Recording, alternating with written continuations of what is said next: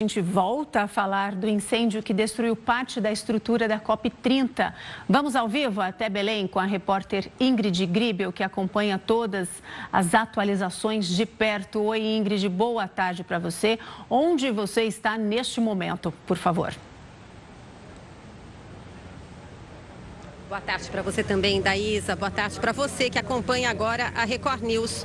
Eu falo ao vivo aqui de um ponto que é uma transição entre a Green Zone e a Blue Zone. É o acesso à Blue Zone que está totalmente interditado nesse momento. Você vê o bloqueio que foi feito por medida de segurança, além dos agentes que estão estrategicamente posicionados. O que acontece nesse momento, Daísa? Lá dentro há uma vistoria na área que foi atingida pelas labaredas, justamente no pavilhão dos países. A Blue Zone, ou área azul, é a área onde acontecem as negociações mais importantes aqui da Conferência Climática da ONU. Essa área ela foi totalmente isolada. A ONU já informou que antes das 8 da noite não há possibilidade de reabertura.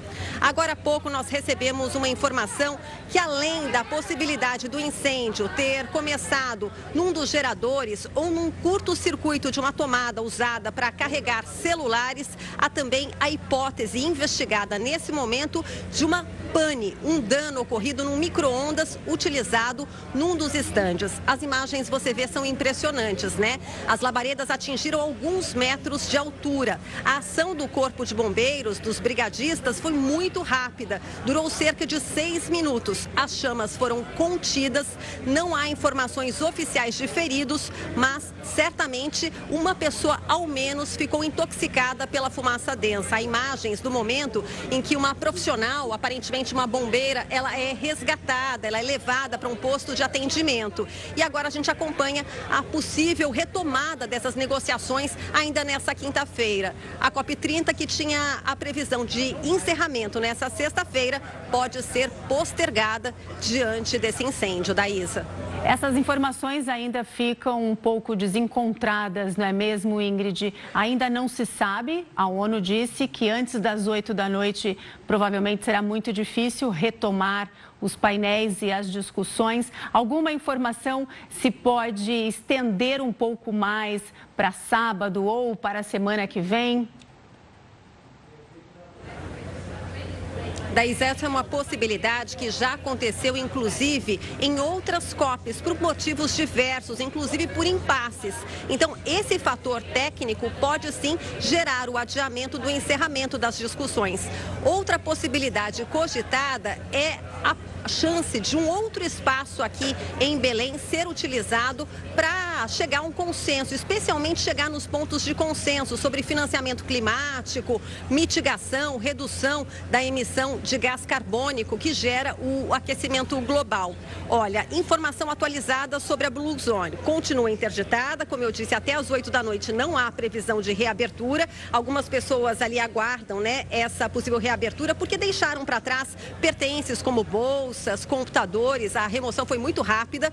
Não houve nenhum tipo de alerta geral, né, com um tipo de alarme soado aqui pela Blue Zone. E já na Green Zone, que é esse caminho, né, é um longo caminho. Só para você ter uma ideia, aqui o parque da cidade ele tem 500 mil metros quadrados. Então, lá na Green Zone, que a gente não consegue mostrar para você aqui nesse momento, os trabalhos continuam. Lá a Green Zone é um espaço aberto ao público, existem tendas, pavilhões montados com debates feitos por iniciativa privada e também por instituições não governamentais. Lá as pessoas continuam circulando. Teve um alarme na Green Zone que soou, um alarme em português, as pessoas receberam esse alerta, né? E aos poucos elas foram deixando o local. Mesmo assim, algumas permanecem e a orientação nesse momento é para que, assim que todos deixarem a Green Zone, que é a área verde, as portas sejam fechadas. Já a Blue Zone só a partir das 8 da noite com essa resposta, né? Será que existem condições técnicas ainda hoje para a retomada dessas negociações? As delegações, né, as pessoas que participam dessas negociações, os representantes, ministros de Estado, autoridades, representantes de muitos países, deixaram o local aqui rapidamente. E aí, agora a gente fica com essa expectativa sobre a retomada dos trabalhos. Daísa. Ingrid, o local onde aconteceu o incêndio agora está sob a autoridade do país anfitrião, no caso o Brasil. Então, o local ali do foco não é mais um território da ONU neste momento, depois desse incidente. Gostaria que você explicasse isso para a gente, por favor. A ONU sempre foi responsável pela segurança, pelos protocolos de segurança em manifestações que nós noticiamos aqui na Record News, né? Em situações estruturais, como por exemplo depois de chuvas fortes.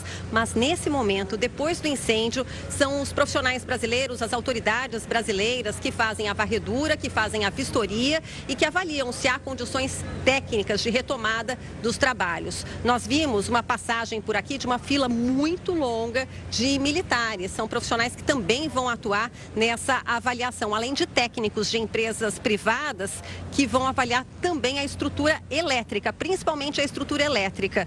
Eu não sei se você acompanhou mais cedo, mas nós participamos justamente de quase uma marcha, né? A remoção ela foi feita por muitos guardas, muitos seguranças aqui nessa Blue Zone, nessa área azul e ao sair, ao deixar aqui o local, nós recebemos a orientação, né? É um protocolo universal em convenções, em conferências climáticas, a remoção de todos aqui presentes para essa avaliação detalhada e aí sim a oportunidade de encerrar os debates, as negociações e finalizar de fato a COP30 prevista para amanhã, dia 21 de novembro, Daísa.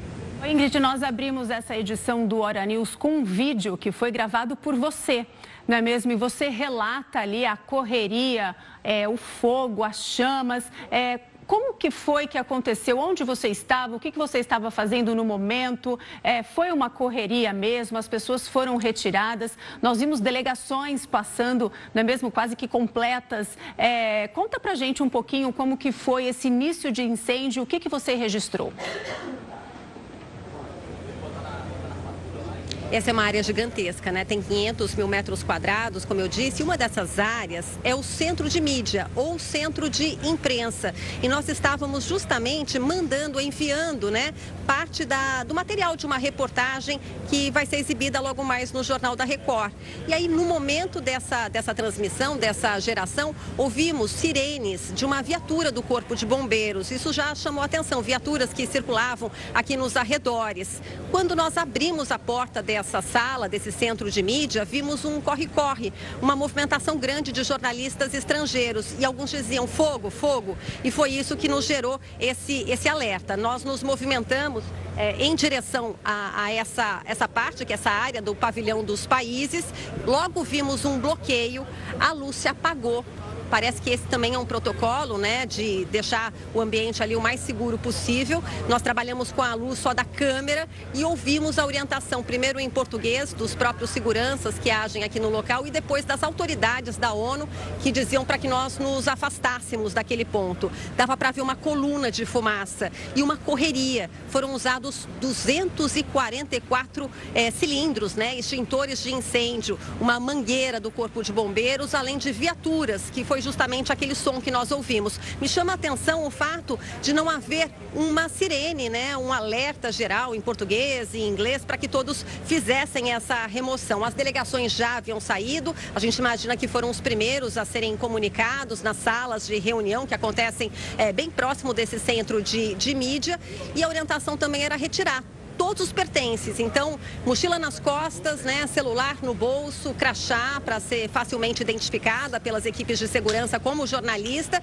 uma remoção muito rápida. Havia um protocolo, Daísa, eles paravam num ponto, faziam esse cordão de isolamento que era bem extenso e depois de 2 minutos caminhavam novamente, davam ordens para que os jornalistas se afastassem e isso nós seguimos, mas claro, registramos, até para mostrar, né, como foi feito esse esvaziamento aqui da COP30 e para verificar se de fato ninguém ficou ferido. Até agora a informação de que ninguém ficou ferido pelas chamas, pelo fogo, mas há a possibilidade de pelo menos uma profissional envolvida nesses trabalhos intoxicada pela fumaça. Daísa.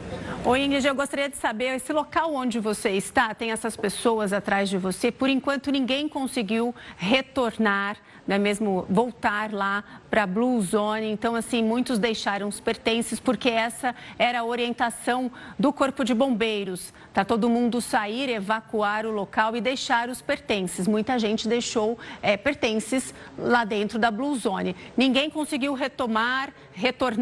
Essas pessoas que estão ali são jornalistas que querem entrar ali para buscar os pertences. Como que está essa questão?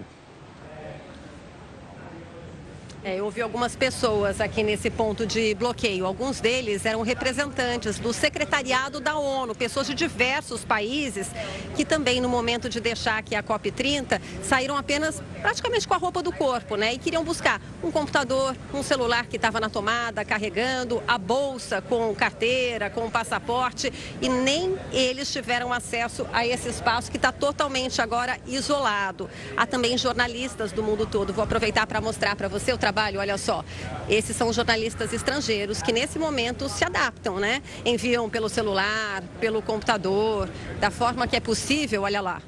Várias pessoas ali transmitindo essas informações em tempo real para o mundo todo, né? O que aconteceu aqui na COP30, quais as causas desse fogo, como tudo começou, enfim. Essas são as informações, portanto, ao vivo aqui direto da COP30. O que a gente quer saber agora, 2 pontos importantes. Como esse fogo começou e se de fato a COP30 termina amanhã. Outra questão importante, eu conversei agora há pouco com um coronel do Corpo de Bombeiros aqui de Belém do Pará e ele me disse que o fogo só não atingiu uma proporção ainda maior porque as tendas, elas são separadas por tecidos que recebem um tipo de tratamento, é um tratamento anti-chamas. E a parte de cima também ela é coberta por uma espécie de malha. Essa malha também é tratada. Então o fogo ficou confinado no espaço onde ele começou, Daísa.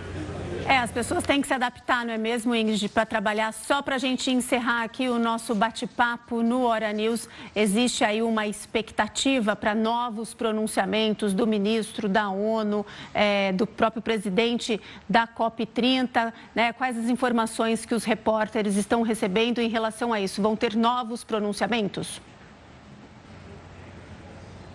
Certamente, viu, Daísa? Todos os dias nós tínhamos, né, os horários previstos das coletivas de imprensa com os balanços das negociações, questões políticas que estavam ali com impasses, né, para serem resolvidas, né, a negociação entre os países. Agora não, a questão é sobre justamente os danos estruturais e a possibilidade, a segurança para a retomada dessas negociações. O que a gente tem até agora é o único comunicado que foi enviado para a imprensa por representantes da ONU, com esse horário. Antes das 8 não é possível acessar a Blue Zone, a Zona Azul, e também alguns representantes, ministérios, né? O Ministério do Turismo, também o Ministro das Cidades, todos já se pronunciaram ou para jornalistas aqui presentes ou via rede social, tentando acalmar, né? Dizer, olha, o fogo foi contido rapidamente, em 6 minutos, os agentes agiram de uma forma muito ágil, tinham treinamento suficiente para aqui na COP30, mas o que a gente quer saber é se de fato há esse consenso, se de fato teremos o encerramento da COP30 com os pontos previstos bem costurados para o bem do planeta, Daísa. Excelente, Ingrid. Muito obrigada por todas as suas informações direto ao vivo de Belém. Um bom trabalho para você aí, viu? Muito obrigada.